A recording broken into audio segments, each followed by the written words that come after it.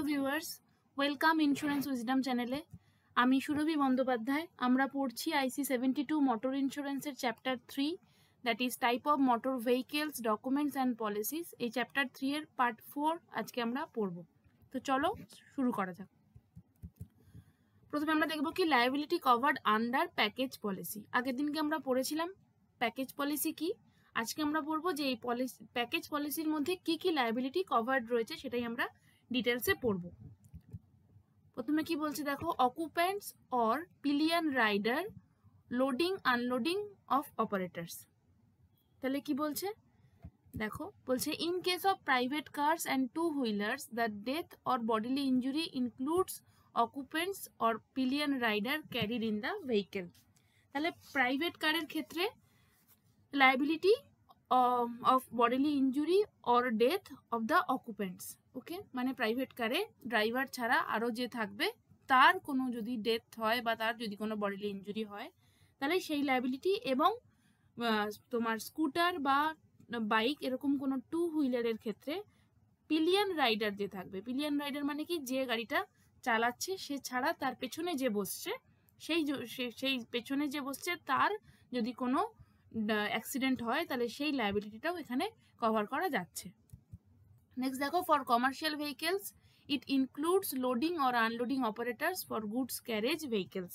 তাহলে goods commercial ভেহিকেলের ক্ষেত্রে যদি সেটা গুডস ক্যারেজ ভেহিকেল হয় তাহলে সেক্ষেত্রে যারা মাল ওঠানো নামানো করছে এবং সেই পারপাস গাড়িতে তারা ট্রাভেল করছে এবং সেই সময় যদি তাদের কোনো অ্যাক্সিডেন্ট হচ্ছে তাহলে সেটা তাদের লায়াবিলিটিটা কভার করা যাচ্ছে। মানে ড্রাইভার ছাড়া গাড়ির অপারেশনের ক্ষেত্রে যারা নিযুক্ত রয়েছে তাদের লায়াবিলিটিটা কভার করা যাচ্ছে। ওকে, নেক্সট কি বলছে দেখো, wider property damage liability cover. আমরা জেনারেলি জানি কি property damage liability, third party property damage liability কত থাকে, 6,000 টাকা পর্যন্ত। ঠিক আছে, কিন্তু এখানে বলা হচ্ছে যে in case of property damage cover wider liability is being provided. Wider liability যদি ইনশিওর চায় তাহলে সে নিতে পারে এবং সেক্ষেত্রে তাকে অবশ্যই এক্সট্রা প্রিমিয়াম দিতে হবে, তবেই সে ওয়াইডার কভার পাবে।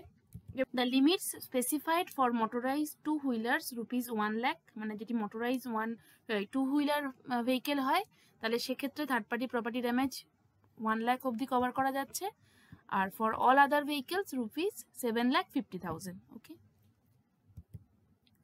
the limit of ₹6,000 is applied when the insured opt out of wider third party liability damage cover. Okay, মানে যদি ইনশিওর চায় তাহলে সে সেটা এই কভারেজটা নিতে পারছে।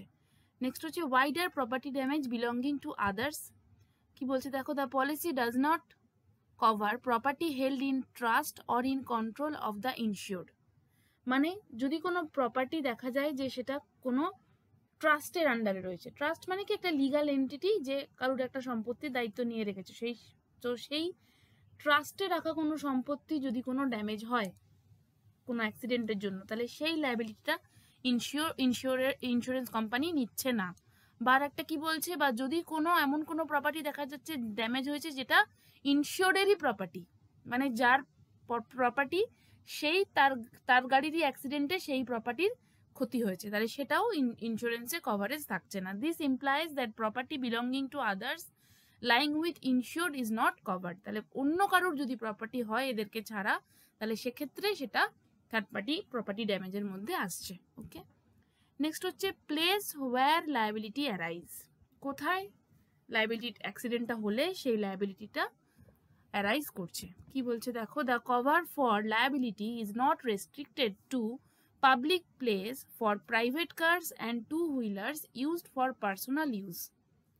তাহলে কি বলছে যে যদি কোনো লায়াবিলিটি হচ্ছে যেটা পাবলিক প্লেসে হচ্ছে না। পাবলিক প্লেস বলতে এখানে কি বলা হয়েছে, পাবলিক প্লেস বলতে এমন একটা প্লেস যেটা is accessible to all common public.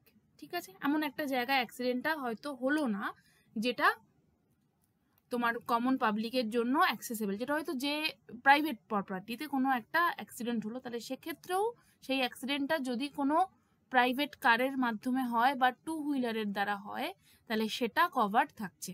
ঠিক আছে, আর একটা জিনিস কি বলছে দেখো, in the liability only policy this restriction applies. তাহলে এটা কিন্তু প্যাকেজ পলিসির মধ্যে কভারেজ থাকছে, শুধু লায়াবিলিটি অনলি পলিসিতে কিন্তু আমরা এর আগে পড়েছি থার্ড পার্টি লায়াবিলিটি চ্যাপ্টার যখন পড়েছি তখন, যে লায়াবিলিটি অনলি পলিসিতে কিন্তু কোনো অ্যাক্সিডেন্ট যেটা পাবলিক প্লেসে হচ্ছে সেটাই একমাত্র কভার।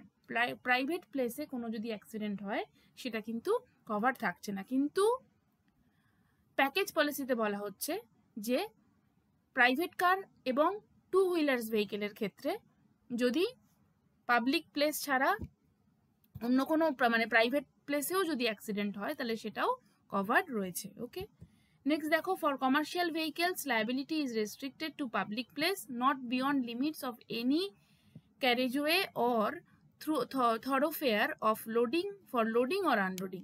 তাহলে কি বলছে যে কমার্শিয়াল ভেহিকেলের ক্ষেত্রে কিন্তু পাবলিক প্লেসেই শুধুমাত্র যদি কোনো অ্যাক্সিডেন্ট হয় তাহলে সেটাই পেয়েবেল, সেই লায়াবিলিটিটাই নিচ্ছে ইন্স্যুরেন্স কোম্পানি। যদি দেখা যাচ্ছে যে ধরো কোথাও লোডিং আনলোডিংয়ের জন্য কোনো কারোর প্রাইভেট প্রেমাইসেসের মধ্যে কোনো অ্যাক্সিডেন্ট হলো, কোনো ড্যামেজ হলো তার থেকে, এবং সেটা কিন্তু তখন আর কভারেজের মধ্যে থাকছে না, কারণ সেটা প্রাইভেট প্লেস হয়ে যাচ্ছে, সেটা তখন আর পাবলিক প্লেস থাকছে না।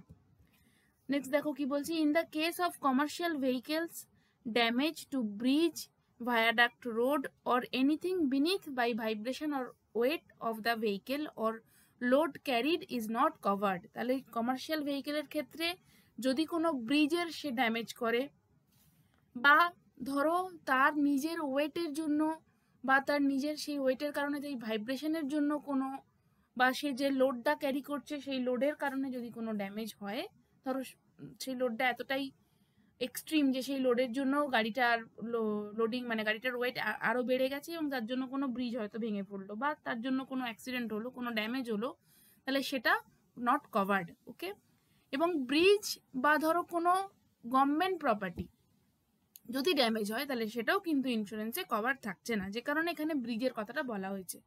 ব্রিজ জেনারেলি গভর্নমেন্ট প্রপার্টি হয়, তো সেটা কভার হচ্ছে না। সেক্ষেত্রে ইনশিওর্ড মানে যে অ্যাক্সিডেন্ট করেছে ইনশিওর্ডকে, গভর্নমেন্টকে ওই টাকাটা তোমার পেমেন্ট করতে হবে, করার পরেই সে ক্লেমটা সেটেল করতে পারবে। ওকে, নেক্সট হচ্ছে টোয়িং অফ ডিসেবলড ভেহিকেলস। কি বলছে দেখো, বলছে commercial vehicles policy permits this service provided it is not done for hire or reared.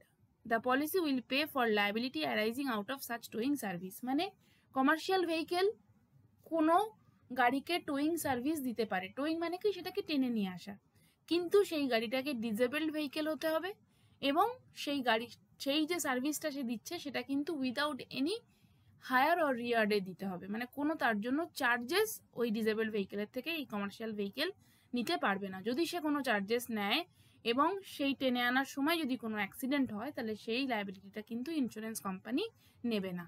ঠিক আছে, নেক্সট দেখো, the policy does not cover use for organised racing, pace making, reliability trial or speed testing, এগুলো আমরা আগেও পড়েছি।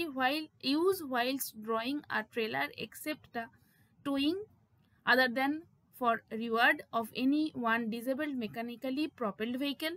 ওকে, এটা আমরা জানি।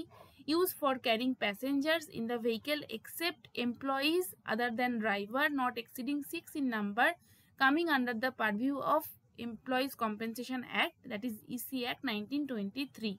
ওকে, এটাও আমরা আগে পড়েছি যে যদি কোনো এমপ্লয়ি ছাড়া সে কিন্তু যদি ওই প্যাসেঞ্জার যদি সে ওর মধ্যে নিয়ে যায় তাহলে সে ম্যাক্সিমাম 6 জনকে নিতে পারবে, আদারওয়াইজ নিতে পারবে না। ঠিক আছে, মানে তার নিলেও তার লায়াবিলিটি, যদি কোনো অ্যাক্সিডেন্ট হয় তার লায়াবিলিটি ইন্স্যুরেন্স কোম্পানি নিচ্ছে না।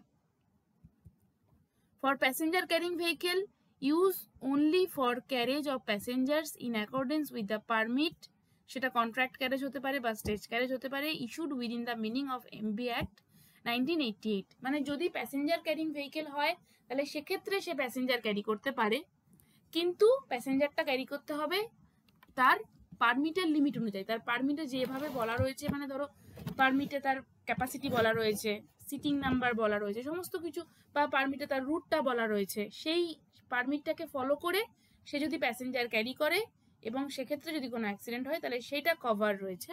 আদারওয়াইজ ধরো কোনো নর্মাল ভেহিকেলে সে কিন্তু 6 জনের বেশি নিতে পারবে না, not exceeding in number of 6 except the driver, কারণ ড্রাইভার কিন্তু এক্ষেত্রে অ্যাজ অ্যান এমপ্লয়ি কাজ করছে, ঠিক আছে। নেক্সট হচ্ছে use for organised racing, pacemaking, reliability trial or speed testing. এই ব্যাপার প্যাসেঞ্জার ক্যারিং ভেহিকেলের ক্ষেত্রেও এগুলো অ্যাপ্লিকেবল হবে। Use whilst drawing a trailer except the towing other than for reward of any one disabled mechanically propelled vehicle. Okay. Next হচ্ছে দেখো কি বলছে, বলছে এসেনশিয়াল কভার, বলছে passenger liability in public passenger service vehicles. এটা হচ্ছে essential cover, ঠিক আছে। মানে যদি প্যাসেঞ্জার ভেহিকেল হয়, পাবলিক প্যাসেঞ্জার ভেহিকেল, তাহলে প্যাসেঞ্জারের লায়াবিলিটিটা তাকে ইনশিওর, মানে সেই ওনারকে, গাড়ির ওনারকে কভার করতে হবেই, কভার নিতেই হবে। This is an essential cover for all passenger vehicles, সেটা taxi, bus, rickshaws, subject to additional premium, ঠিক আছে। আর তারপরে আর একটা এসেনশিয়াল কভার দেখো, বলছে বাইফুয়েল ভেহিকেলস। বাইফুয়েল ভেহিকেলস কি দেখো, this is also an essential cover for vehicles fitted with bifuel arrangements. In addition to petrol or diesel, they have attachments for CNG or LPG as fuel for running the vehicle, are subject to increased hazard in the event of accident. মানে কোনো ভেহিকেলে petrol বা ডিজেলের সাথে as an attachment তারা CNG অথবা এলপিজিও fuel হিসেবে ব্যবহার করে, কিন্তু সেক্ষেত্রে রিস্কটা কিন্তু, হ্যাজার্ডটা কিন্তু ইনক্রিজ হয়ে যায়, তখন সেটাকে তাদেরকে আলাদা করে এন্ডোর্সমেন্ট করাতে হবে। এটা আমরা পড়েছিলাম এর আগে, যখন আমরা প্রিমিয়াম বিয়ারিং এন্ডোর্সমেন্ট যখন পড়েছিলাম, সেখানে এটা পড়েছিলাম। বলছে দেখো, such vehicles require an endorsement in the registration certificate by the RTA. In such cases, an additional premium is to be charged for third-party liability cover. ঠিক আছে। নেক্সট কি বলছে দেখো, liability for persons employed in connection with the operation of the vehicle. কোনো ভেহিকেলের অপারেশনের জন্য যে সমস্ত পার্সনরা এমপ্লয়েড রয়েছে, তাদের লায়াবিলিটিটা কভার করতেই হবে। কি বলছে দেখো, the MV Act 1988 provides for liability to employees connected with the operations of the vehicle. For example, driver, conductor, employees engaged in loading or unloading operations in goods vehicle. Liability for these employees arise under the Employees Compensation Act 1923 is also an essential cover. This liability is covered by charging an additional premium. এই সমস্ত মানে যারা গাড়িটার কে অপারেশনের জন্য যুক্ত, যেরকম driver, conductor, বা ধরো এমন গুডস ভেহিকেলের ক্ষেত্রে কিছু লোক যাচ্ছে যারা হয়তো গুডসটাকে লোডিং করেছে, আবার হয়তো ডেস্টিনেশন জায়গায় গিয়ে সেখানে ওটাকে গুডসটাকে আবার আনলোডিং করবে, সেই পারপাস তারা যাচ্ছে, মানে তারা অ্যাজ অ্যান এমপ্লয়ি কাজ করছে, তাদের লায়াবিলিটিটা কিন্তু কভার থাকছে। নেক্সট হচ্ছে নন এসেনশিয়াল কভার্স। কিছু এসেনশিয়াল কভার আছে যেটা নন এসেনশিয়াল, সেগুলো কি, personal accident covers for unnamed passenger. Okay, personal accident cover আমরা এর আগের ভিডিওতে পড়েছি। বলছে দেখো, the policy can be extended to cover PA benefits to passenger in the vehicle. মানে পলিসিটাকে যদি ওনার চায়, ইনশিওর যদি চায়, তাহলে সে এক্সটেন্ড করতে পারে এক্সট্রা প্রিমিয়াম দিয়ে, যে সে প্রতিটা প্যাসেঞ্জারের জন্যই আলাদা আলাদা করে পার্সোনাল অ্যাক্সিডেন্ট বেনিফিট নিচ্ছে। The benefit are similar to that provided for the owner or driver. However, the sum insured can be selected by the insured and ranges between rupees 10,000 to 2 lakhs per passenger. Okay, তাহলে 10,000 থেকে 2 লাখের মধ্যে পার প্যাসেঞ্জারের যদি সে মনে করে, তাহলে সে প্রতিটা প্যাসেঞ্জারের জন্য আলাদা আলাদা করে পার্সোনাল অ্যাক্সিডেন্ট কভার নিতে পারে, কিন্তু that is not essential. Next হচ্ছে, the premium on the sum insured selected is to be charged on the basis of the authorised passenger carrying capacity of the vehicle. Next কি বলছে, employees other than those connected with the operations of the vehicle are not entitled to compensation under MV Act 1988। তাহলে যারা ওই ভেহিকেলটাকে অপারেশনের জন্য employed নয়, কিন্তু হয়তো দেখা যাচ্ছে যে তারা অন্য কোনো অফিসে চাকরি করে এবং সেক্ষেত্রে দে আর এমপ্লয়িজ, কিন্তু ওই মোটর ভেহিকেলটাকে এক জায়গা থেকে অন্য জায়গায় নিয়ে যাওয়ার জন্য তারা এমপ্লয়েড নয়, তাহলে তারা কিন্তু মোটর ভেহিকেল অ্যাক্ট 1988 এর আন্ডারে কম্পেনসেশন পাবে না। Their liability would arise under the Employees Compensation Act 1923 or if not an employee or workman under common law. তারা যদি দেখা যায় যে অন্য কোনো অফিসের এমপ্লয়ি হচ্ছে, তাহলে তারা কম্পেনসেশন পাবে এমপ্লয়িজ কম্পেনসেশন অ্যাক্ট 1923 এর আন্ডারে, বা যদি দেখা যায় যে তারা কোথাওয়েরই এমপ্লয়ি বা কোথাওয়েরই ওয়ার্কম্যান নয়, তাহলে তারা আন্ডার কমন ল যে কম্পেনসেশনটা তাদের পাওয়ার কথা তারা সেটা পাবে। কি বলছে দেখো, non fare paying passengers can be covered only when the permit of the vehicle allowed such carrying of the or the Motor Vehicle Act 1988 permits.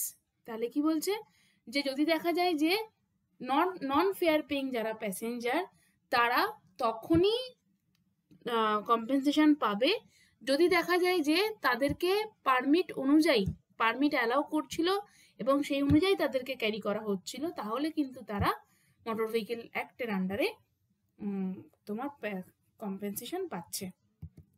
Next কি বলছে দেখো, coverage for private car package policy. এখানে প্রথমে আমরা দেখব কি, প্রথম section 1 হচ্ছে ওন ড্যামেজ। ওন ড্যামেজের মধ্যে কি কি রিস্ক কভার রয়েছে, fire, explosion, self ignition or lightning, এইসব কারণে যদি কোনো রিস্ক হয়, যদি কোনো ড্যামেজ হয় সেগুলো কভার রয়েছে। Burglary, house breaking or theft যদি হয় তাহলে সেটা কভারেজ রয়েছে। রায়ট আর স্ট্রাইকের জন্য যদি কোনো ড্যামেজ হয়, আর্থকোয়েক জন্য যদি কোনো ড্যামেজ হয়, flood, typhoon, hurricane, storm, tempest, inundation, cyclone, hailstorm, frost, এসবের কারণে যে ড্যামেজ হবে সেটা পেবেল। অ্যাক্সিডেন্টাল এক্সটার্নাল মিনসের জন্য যদি কোনো ড্যামেজ হয় সেটাও পেবেল আছে। ম্যালিশিয়াস অ্যাক্ট মানে হচ্ছে ধরো কেউ ইচ্ছে করে, আমার গাড়িটা ধরো পার্ক করানো ছিল, কেউ ইচ্ছে করে ওখানে একটা ইট মেরে গাড়ির কাঁচ ভেঙে দিল, সেটা ম্যালিশিয়াস ড্যামেজ, সেটাও কিন্তু মোটর ইন্স্যুরেন্সে পেয়েবেল। টেরোরিস্ট অ্যাক্টিভিটিও পেয়েবেল। ল্যান্ডস্লাইড অর রকস্লাইডের জন্য যদি কোনো ড্যামেজ হয় সেটাও কিন্তু payable. whilst in transit by road, rail, inland waterway, lift, elevator or air, মানে ধরো ওটাকে যদি ট্রানজিটে নিয়ে যাওয়া হচ্ছে রোডে বা রেলে বা inland waterways, lift, elevator or এয়ারে করে, এবং সেই সময় যদি কোনো ড্যামেজ হয় সেটাও কিন্তু পেয়েবেল। নেক্সট হচ্ছে loss or damage of accessories. কি বলছে দেখো, it is covered only if the accessories are on motor car. মানে এখানে বুঝতে হবে যে মোটর কারের মধ্যে ধরো যখন ওটা ম্যানুফ্যাকচারিং হয়েছে সেই সময় অ্যাক্সেসরিজটা ওর মধ্যে ইনক্লুডেড রয়েছে, তাহলে সেক্ষেত্রে সেটা কিন্তু অ্যাক্সেসরিজ হিসাবে আর মানে গণ্য করা হবে না, সেটার অলরেডি তার ভ্যালুটা আইডিভির মধ্যে রয়েছে এবং সেই অনুযায়ী তার প্রিমিয়াম ফিক্সড হবে। কিন্তু ধরো এমন কোনো একটা আইটেম যেটা মোটর গাড়ির মধ্যে, যেটা মোটর কারটা যখন ম্যানুফ্যাকচার হয়েছিল তখন তার মধ্যে ইনক্লুডেড ছিল না, সেটা এক্সট্রা ফিটিংস হিসাবে ইনশিওর্ড ওর মধ্যে লাগিয়েছে, তখন সেক্ষেত্রে কিন্তু সেটার প্রিমিয়াম এক্সট্রা হিসাবে তাকে দিতে হবে যদি সে তার কভারেজ চাই। যেরকম ধরো তোমার মিউজিক সিস্টেম হতে পারে, কিছু গাড়ির মধ্যে মিউজিক সিস্টেম অলরেডি ম্যানুফ্যাকচারের সময় ওর মধ্যে ইনক্লুডেড থাকে এবং সেই অনুযায়ী তার আইডিভি ফিক্সড করা হয় এবং সেই অনুযায়ী তার প্রিমিয়াম নেওয়া হয়, তো সেক্ষেত্রে কোনো অসুবিধা নেই। Loss or damage to accessories in case of two wheelers. কি বলছে দেখো, theft of accessories is not covered unless the vehicle is also stolen at the same time. This can be covered as an add-on risk by charging additional premium. মানে ধরো কোনো একটা accessories ধরো চুরি হয়ে গেছে, কিন্তু গোটা ভেহিকেলটা কিন্তু সেমই রয়েছে, ওটা চুরি হয়নি, শুধু কোনো একটা অ্যাক্সেসরি চুরি হয়ে গেছে, তাহলে সেক্ষেত্রে কিন্তু সেই পার্টিকুলার অ্যাক্সেসরিজটা কভার থাকছে না, যদিও সেটাকে অ্যাড অন রিস্ক হিসাবে এক্সট্রা অ্যাডিশনাল প্রিমিয়াম দিয়ে কভার করা যাচ্ছে। এক্সট্রা ফিটিংস কি বলছে দেখো, which are standard and provided as inclusive with the vehicle by the manufacturer need not be separately described and are deemed to be included in the value proposed for insurance. যেটা আমি বললাম যে যেটা standard এবং provided by the manufacturer, সেটা কিন্তু আর extra fitting হিসাবে ধরা হচ্ছে না, কিন্তু যেটা ম্যানুফ্যাকচারিং এর সময় ছিল না, যেটাকে এক্সট্রা ফিটিং হিসাবে ইনসিওরার গাড়ির মধ্যে লাগিয়ে ইনসিওর্ড গাড়িতে ইউজ করছে, সেটা কি এক্সট্রা ফিটিংস বলা হচ্ছে, এবং সেটা যদি কভার করতে চায় তাহলে তার জন্য তাকে এক্সট্রা প্রিমিয়াম দিতে হবে। ফর এক্সাম্পল দেখো, R DX or LX model vehicle has built-in extra fitting like air conditioner, music system or power steering windows. Okay, these are part of the manufacturer's selling price and included in IDV.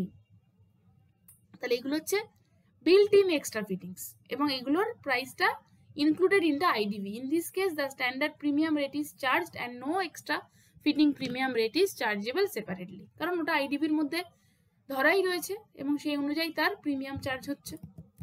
Next কি বলছে দেখো, contract to indemnity.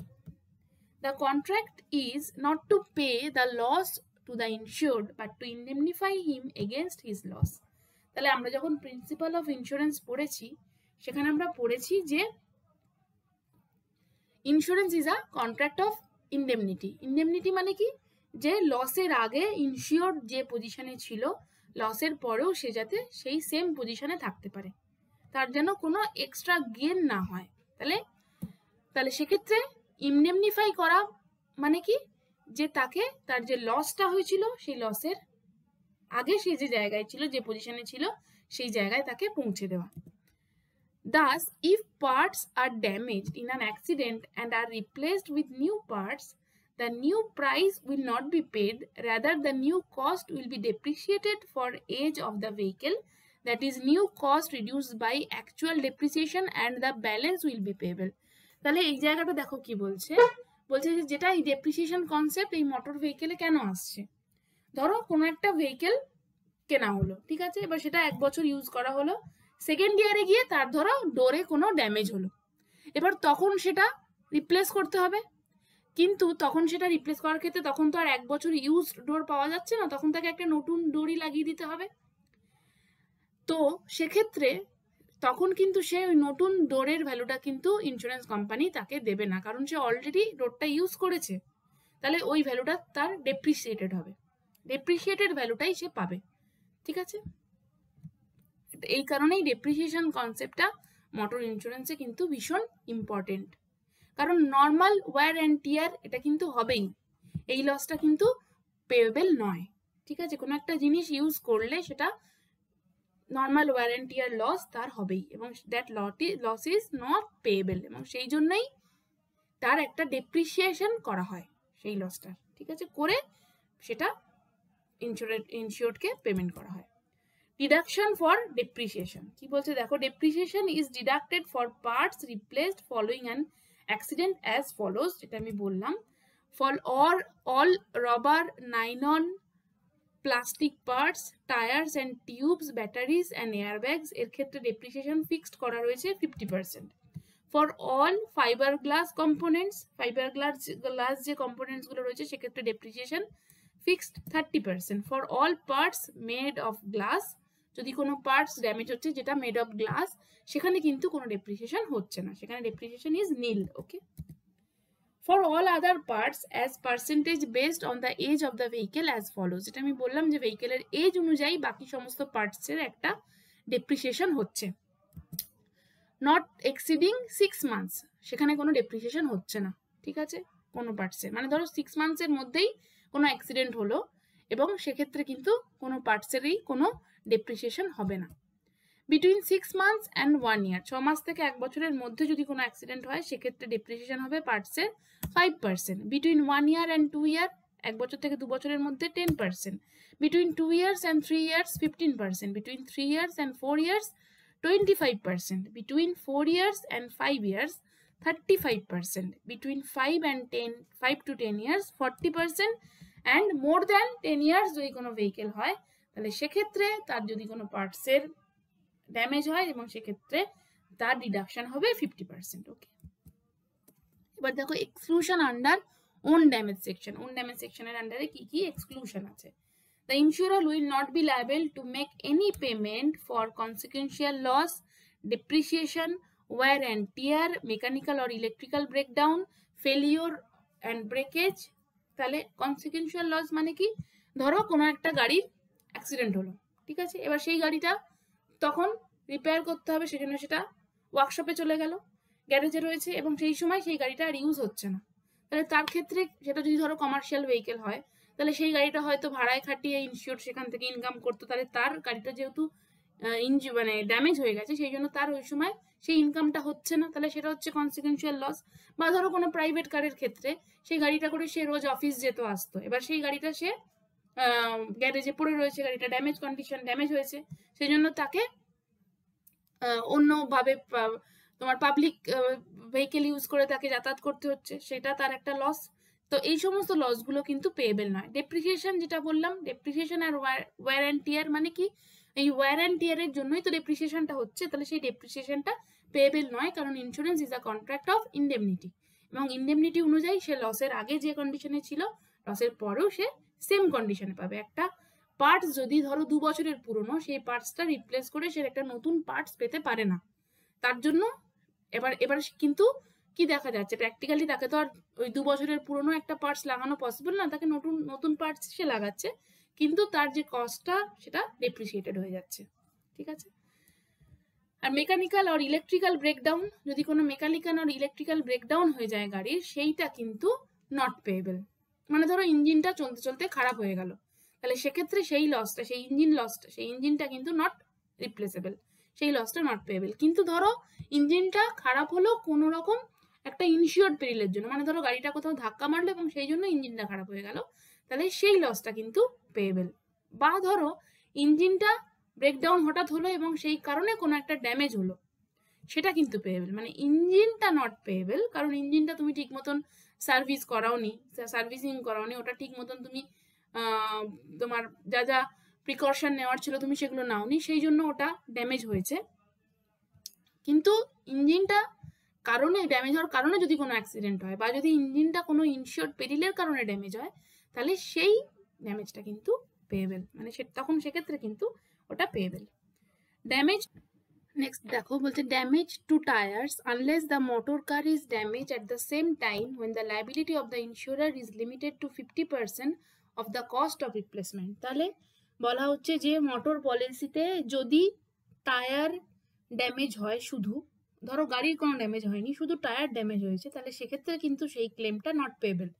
কিন্তু যদি দেখা যায় যে গাড়ির damage হয়েছে টায়ার ড্যামেজের সাথে সাথে, তাহলে সেক্ষেত্রে টায়ারের 50% of the মানে সেই replacing কস্টের 50% of the damage tire is payable, ঠিক আছে।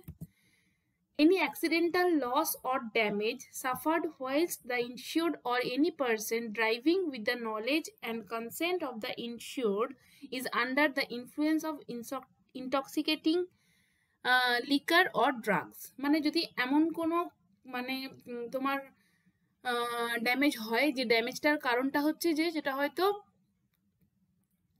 ইনটক্সিকেটেড অবস্থায় কেউ হয়তো গাড়িটাকে ড্রাইভ করছিল এবং সেই সময় কোনো অ্যাক্সিডেন্ট হয়েছে, বা এমন কোনো একটা অ্যাক্সিডেন্ট হয়েছে যেটার কারণটা ইনশিওর্ড আগে থেকেই জানতো, তা সত্ত্বেও সে ওইখান দিয়ে ড্রাইভ করার জন্য গেছে, ড্রাইভ করেছে গাড়িটা, এবং সেই জন্য অ্যাক্সিডেন্টটা হয়েছে, তাহলে that damage is not covered.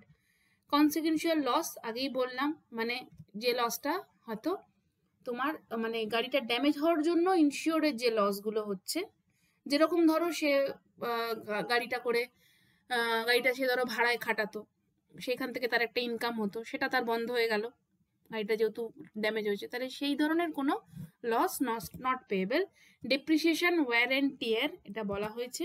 Mechanical or electrical breakdown, failure and breakage, তাহলে এই সমস্ত কারণে যদি কোনো লস হয়, that is not payable. Next আমরা পড়বো প্রোটেকশন অ্যান্ড রিমুভাল কস্ট। কি বলছে দেখো, if the motor car is disabled by reason of loss or damage covered under the policy, the insurer will bear reasonable cost of protection and removal to the nearest repairers and of redelivery to the insured, but not exceeding in all rupees 1500 in respect of any accident।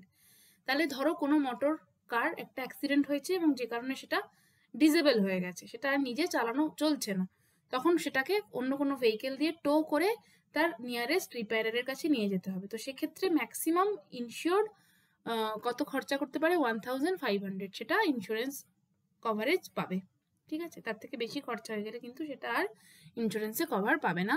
তবে এটা two হুইলারের ক্ষেত্রে কিন্তু এই খরচাটা হয়ে যাবে 300। ওকে, এটা basically টোয়িং চার্জের কথা বলা রয়েছে। ওকে, নেক্সট হচ্ছে অথরাইজেশন ফর রিপেয়ার। কি বলছে দেখো, the insured may authorise repairs necessitated by damage covered under the policy. মানে ধরো গাড়িটা রাস্তায় ড্যামেজ হয়ে গেছে, এবার সেই গাড়িটাকে মানে এমন ড্যামেজ হয়েছে যে সেটাকে টো করে নিয়ে যাওয়ার জন্য তার কোনো একটা মিনিমাম রিপেয়ার করতে হবে, তবেই সেটাকে টো করে নিয়ে যাওয়া যাবে, আদারওয়াইজ সেটাও নিয়ে যাওয়া যাচ্ছে না। তখন সেক্ষেত্রে বলা আছে যে the estimated cost of such repairs does not exceed ₹500। তাহলে সেক্ষেত্রে ম্যাক্সিমাম ইনসিওর্ড খরচা করতে পারে 500, এবং এর জন্য তাকে কোনো ইন্স্যুরেন্স কোম্পানি থেকে কোনো পারমিশন তার দরকার নেই। সে ম্যাক্সিমাম তার, যেহেতু ওটাকে ওই রিপেয়ারটা না করলে রিপেয়ারারের ওয়ার্কশপ অব্দিও নিয়ে যাওয়া যাচ্ছে না, তো সেক্ষেত্রে সে ম্যাক্সিমাম 500 খরচা করতে পারে। তবে টু হুইলারের ক্ষেত্রে কিন্তু এটা আমরা দেখবো যে এটা হয়ে যাবে 150 ম্যাক্সিমাম। তবে the ইন্স্যুরার is furnished forthwith a detailed estimate of the cost, and the insured gives the insurer full assistance to see that such repair is necessary and the charge reasonable। তাহলে পরবর্তীকালে কিন্তু ইন্স্যুরার দেখবে যে সেই কস্টটা যেটা হয়েছে তার টোটাল এস্টিমেট কি আছে, এবং ইন্স্যুরারকে এটাও মানে বোঝাবে বা এটাও দেখাবে পুরোপুরি ক্লিয়ারলি যে এই রিপেয়ারটা নেসেসিটি ছিল সেই মুহূর্তে করা, এবং যে চার্জটা সেক্ষেত্রে খরচা হয়েছে, যে চার্জটা লেগেছে, দ্যাট ওয়াজ অলসো রিজনেবল। ঠিক আছে, সাম ইনসিওর্ড, সেটা হচ্ছে ইনসিওর্ড ডিক্লেয়ার্ড ভ্যালু, যেটা আইডিভি যেটা বলছে। এটা কি দেখো, the IDV is deemed to be the sum insured for the purpose of the policy and is fixed at the commencement of each policy period for the insured vehicle. Okay, তাহলে IDV হচ্ছে ধরে নেওয়া হচ্ছে যে just sum insured of the policy, মানে যদি পলিসিটা total loss হয়ে যায়, এই যদি গাড়িটা টোটাল লস হয়ে যায়, তাহলে সেক্ষেত্রে ম্যাক্সিমাম যে অ্যামাউন্টটা পেয়েবেল সেটা হচ্ছে ওই আইডিভি অ্যামাউন্টটা। ঠিক আছে, এবং যেটা প্রতি পলিসি পিরিয়ডের ফার্স্ট কমেন্সমেন্টের সময় শুরুতে সেটাকে ফিক্সড করে নেওয়া হয়। The IDV is generally treated as the market value throughout the policy period without further depreciation for total loss or constructive total loss claims. মানে আইডিভিটা হচ্ছে মার্কেট ভ্যালু, সেই পলিসি পিরিয়ডের জন্য ওই গাড়িটার মার্কেট ভ্যালু কত হতে পারে সেটা দেখে নেওয়া হয়, এবং that is agreed by the insurer and the insured. Okay, এবং যদি কোনো রকম টোটাল লস ক্লেম হয় তখন সেখানে কিন্তু আর ওই আইডিভির ওপর ডেপ্রিসিয়েশন আলাদা করে হয় না, অলরেডি ডেপ্রিসিয়েটেড আইডিভিটাই ফিক্সড করা হচ্ছে। ধরো কোনো একটা গাড়ি 3rd ইয়ারের জন্য ইনসিওর্ড করা হবে, তখন সেক্ষেত্রে তার সাম ইনসিওর্ডটা প্রথম বছর যেটা ছিল মানে তার ম্যানুফ্যাকচারিং যে আইডিভি ছিল সেখান থেকে সেটা ডেপ্রিসিয়েটেড করেই সেটাকেই আইডিভিটাকে ফিক্সড করা হয়েছে সেই ইয়ারের জন্য। Constructive total loss is understood as when the repair and retrieval cost of the vehicle as permitted under the policy exceeds 75% of the IDV। মানে যদি আইডিভির 75% দেখা যাচ্ছে যে এক্সিড করা যাচ্ছে, গাড়িটা এমনই ড্যামেজ হয়েছে যেটাকে রিপেয়ার করার জন্য গাড়িটার যে আইডিভিটা রয়েছে তার 75% কস্ট এক্সিড করে যাচ্ছে, তখন ইনসিওরার চাইলে সেটাকে কনস্ট্রাকটিভ টোটাল লস ডিক্লেয়ার করে দিতে পারে। ঠিক আছে, the IDV is usually fixed on the basis of the manufacturer's listed selling price of the brand and model and is adjusted for the depreciation। তাহলে আইডিভিটা হচ্ছে জেনারেলি কি, যেটা ম্যানুফ্যাকচারার লিস্টেড রয়েছে, যেটা তার সেলিং প্রাইস, সেটাই হচ্ছে আইডিভি। কিন্তু এবার সেটা আমি যদি বললাম যে কোনো একটা গাড়ি ধরো ফর দ্য 3rd ইয়ার তাকে ইনসিওর করা হচ্ছে, তখন সেক্ষেত্রে একটা ডেপ্রিসিয়েশন হবে, এবং সেই একটা চার্টও রয়েছে, দেখে নেওয়া যাক। নট এক্সিডিং 6 months, যদি 6 মাসের মধ্যের কোনো গাড়ি হয় তাহলে সেক্ষেত্রে তার আইডিভিতে ডেপ্রিসিয়েশন কত হবে, 5%। বিটুইন 6 months অ্যান্ড 1 year, যদি কোনো গাড়ি যেটা 6 মাস থেকে 1 বছরের মধ্যে রয়েছে সেটাকে ইন্স্যুরেন্স করা হচ্ছে, তখন সেক্ষেত্রে ডেপ্রিসিয়েশন হবে 15%। Between 1 year and 2 year that is 20%। Between 2 years and 3 years তখন ডেপ্রিসিয়েশন করা হবে আইডিভির 30%। Between 3 years and 4 years depreciation হবে 40%। বিটুইন 4 years and 5 years 4 থেকে 5 বছরের মধ্যে হলে ডেপ্রিসিয়েশন হবে 50%। IDV for the vehicle over 5 years and obsolete vehicle is to be determined on the basis of an understanding between the insurer and the insured. মানে যে সমস্ত গাড়িগুলো 5 বছরের বেশি যাদের বয়স হয়ে গেছে বা যেগুলো অবসলিট ভেহিকেল সেগুলোর যদি ইন্স্যুরেন্স করানো হয় তখন সেক্ষেত্রে আইডিভিটা ইন্স্যুরার এবং ইন্স্যুর দুজনে কথা বলে একটা জাস্টিফাইড একটা অ্যামাউন্ট একটা আইডিভি ফিক্সড করে নেয়। নেক্সট আমরা দেখব coverage for two wheeler. The coverage for a two-wheeler is similar but with the following amendments. Similarly রয়েছে প্রাইভেট কারের মতনই কিন্তু কিছু amendments রয়েছে, যেমন the two-wheeler policy covers theft of accessories only if the vehicle is stolen at the same time. ঠিক আছে, সেখানে accessories cover তখনই হবে যদি পুরো ভেহিকেলটাই চুরি হয়ে যায়। Protection and removal cost to the extent of ₹300 only. Okay. Authorization for repairs restricted to ₹150 only. Next আমরা দেখব কি liability to third parties. আচ্ছা, this has been dealt with the liability to the third parties, বুঝতেই পাচ্ছি। তাহলে section 1 আমরা দেখলাম package পলিসির ওন ড্যামেজ, সেকেন্ড আমরা দেখছি কি liability to third parties, এবং যেখানে থার্ড পার্টি লায়াবিলিটিটাকে নিয়ে ডিল করা হচ্ছে। It is to be noted that the coverage under the package policy is wider as discussed under liability cover under package policy. মানে package পলিসির আন্ডারে যে থার্ড পার্টি লায়াবিলিটি কভারটা নেওয়া হচ্ছে সেটা কিন্তু wider than only liability only policy. Liability only পলিসিতে শুধু বেসিক লায়াবিলিটিটা কভার করা হচ্ছে থার্ড পার্টি, কিন্তু প্যাকেজ পলিসির মধ্যে কিছু ওয়াইডার কভারও করা যেতে পারে। নেক্সট হচ্ছে জেনারেল এক্সেপশনস। এক্ষেত্রে কি কি রয়েছে সেগুলো ম্যাক্সিমাম সবই সেমই, আমরা যা যা আগে পড়েছি। The insurer shall not be liable in respect of any accidental loss, damage or liability caused, sustained or incurred outside the geographical area. অবশ্যই যদি জিওগ্রাফিক্যাল এরিয়া যেটা মেনশন করা রয়েছে তার বাইরে গিয়ে যদি ওই গাড়িটার কোনো অ্যাক্সিডেন্ট হয় তাহলে সেক্ষেত্রে insured is not liable. Any claim out of any contractual liability, it will be appreciated that the policy covers only legal liability, therefore no other liability assumed by the insured under any agreement or contract is covered. Okay, এটা আমরা আগে পড়েছি যে কোনো রকম contractual liability, কোনো রকম contract purpose যদি ওই ভেহিকেলটা ব্যবহার করা হচ্ছে এবং সেক্ষেত্রে কোনো থার্ড পার্টির কোনো লস হলো তাহলে that loss is not payable. Whilst the insured vehicle is being used otherwise than in accordance with the limitations as to use, মানে কিছু লিমিটেশনস রয়েছে তার ইউজের, সেই লিমিটেশনসটা তাকে মানতে হবে। তার বাইরে গিয়ে যদি সেটা ইউজ করা হয় যেগুলো শিডিউলে ডেসক্রাইব করা নেই এমন কোনো লিমিটেশনের বাইরে গিয়ে সেটা যদি ইউজ হচ্ছে এবং সেক্ষেত্রে কোনো লস হচ্ছে থার্ড পার্টির, that is not payable. Being driven by any person other than a driver as stated in the driver's clause, the clause is described in the schedule of the policy. আমরা driver's clause আগে পড়েছি এবং সেখানে ড্রাইভারের ক্লজে যেগুলো রয়েছে সেগুলো maintain করতে হবে, তার এজ, তার ভ্যালিডিটি, তার সমস্ত কিছু মেনটেন করতে হবে। নিউক্লিয়ার রিস্ক এক্সক্লুশন ক্লজ, এখানে কি বলছে, loss, damage, liability arising from ionizing radiations or nuclear waste process of nuclear fission, তাহলে এই সমস্ত কারণেই যদি কোনো লস হচ্ছে তো দ্যাট ইজ নট পেয়েবল। লাস্টে আমরা তারপরে আমরা দেখব any accident, loss, damage or liability directly or indirectly, proximately or remotely arising from war and kindred peril, তাহলে যদি কোনো ওয়ারের কারণে লস হয় ডিরেক্টলি বা ইনডিরেক্টলি তাহলে সেই লসটা কিন্তু নট পেয়েবল, এবং এক্ষেত্রে ইনসিওরডকেই প্রমাণ করতে হবে যে সেই লসটা ওয়ারের কারণে হয়নি, এবং ইনসিওর যদি এটা প্রমাণ করতে পারে তাহলে লসটা payable, otherwise that is not payable.